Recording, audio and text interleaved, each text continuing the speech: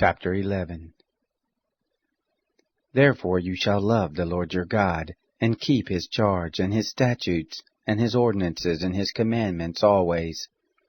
Know you this day, for I don't speak with your children who have not known, and who have not seen the chastisement of the Lord your God, his greatness, his mighty hand, and his outstretched arm, and his signs, and his works, which he did in the midst of Egypt to Pharaoh the king of Egypt, and to all his land, and what he did to the army of Egypt, to their horses and to their chariots, how he made the water of the Red Sea to overflow them as they pursued after you, and how the Lord has destroyed them to this day, and what he did to you in the wilderness until you came to this place, and what he did to Dathan and Abiram, the sons of Eliab, the son of Reuben, how the earth opened its mouth and swallowed them up, and their households and their tents, and every living thing that followed them, in the midst of all Israel. But your eyes have seen all the great work of the Lord which he did. Therefore shall you keep all the commandment which I command you this day, that you may be strong, and go in and possess the land, where you go over to possess it, and that you may prolong your days in the land which the Lord swore to your fathers to give to them and to their seed, a land flowing with milk and honey. For the land where you go in to possess it isn't as the land of Egypt from whence you came out, where you sowed your seed, and watered it with your foot, as a garden of herbs. But the land where you go over to possess it is a land of hills and valleys, and drinks water of the rain of the sky, a land which the Lord your God cares for.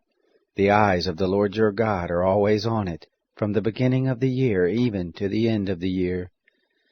It shall happen, if you shall listen diligently to my commandments which I command you this day, to love the Lord your God, and to serve him with all your heart and with all your soul, that I will give the rain of your land in its season, the former rain and the latter rain, that you may gather in your grain, and your new wine, and your oil. I will give grass in your fields for your cattle, and you shall eat and be full. Take heed to yourselves, lest your heart be deceived, and you turn aside and serve other gods and worship them, and the anger of the Lord be kindled against you, and he shut up the sky, so that there shall be no rain, and the land shall not yield its fruit, and you perish quickly from off the good land which the Lord gives you. Therefore shall you lay up these my words in your heart and in your soul,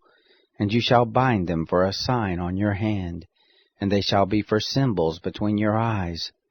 You shall teach them to your children, talking of them, when you sit in your house, and when you walk by the way, and when you lie down, and when you rise up. You shall write them on the doorpost of your house and on your gates, that your days may be multiplied, and the days of your children, in the land which the Lord swore to your fathers to give them, as the days of heavens above the earth. For if you shall diligently keep all this commandment which I command you, to do it, to love the Lord your God, to walk in all his ways, and to cleave to him, then will the Lord drive out all these nations from before you, and you shall dispossess nations greater and mightier than yourselves. Every place whereon the sole of your foot shall tread shall be yours, from the wilderness and Lebanon, from the river Euphrates, even to the hinder sea shall be your border. There shall no man be able to stand before you. The Lord your God shall lay the fear of you and the dread of you on all the land that you shall tread on, as he has spoken to you. Behold, I set before you this day a blessing and a curse. The blessing, if you shall listen to the commandments of the Lord your God, which I command you this day, and the curse, if you shall not listen to the commandments of the Lord your God, but turn aside out of the way which I command you this day, to go after other gods, which you have not known. It shall happen, when the Lord your God shall bring you into the land where you go to possess it, that you shall set the blessing on Mount Gerizim, and the curse on Mount Ebal. Aren't they beyond the Jordan, behind the way of the going down of the sun, in the land of the Canaanites who dwell in the Arabah, over against Gilgal, besides the oaks of Moreh?